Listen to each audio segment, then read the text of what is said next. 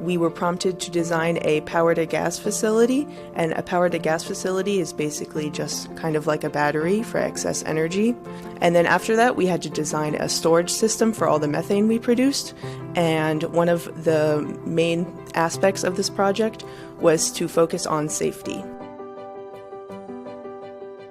Our system was, in the end, very effective and in a lot of cases more economical than some of the other storage systems like batteries. And this comes with the added benefit of taking CO2 out of the environment. So removing this from the environment is a very positive impact. We were also able to source our hydrogen from other renewable sources like wind or solar energy. And we were able to be more economical than these other sources because of numerous design or cost-saving features in our designs, like recycling on our utilities and other process optimizations for all of our equipment.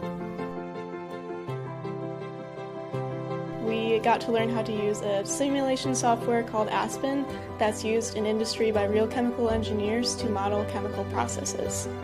We also learned how to analyze the economic feasibility of a design and determine whether or not it'll be profitable. But I think the most important thing we learned is how to make sure a process is safe. So we implemented plenty of safety features into our design, like temperature control loops and pressure relief valves on reactors in order to prevent an accident. I've learned a lot of things over the course of my capstone this semester, one of which has been design in general, so I am going into water system design for my future job, so this has been a great experience in working on a long-term design project. Most things we do in school are, a week, maybe a month long, but this was a months-long process, so getting to work on the same thing for a really long time and getting it to perfection has been really cool.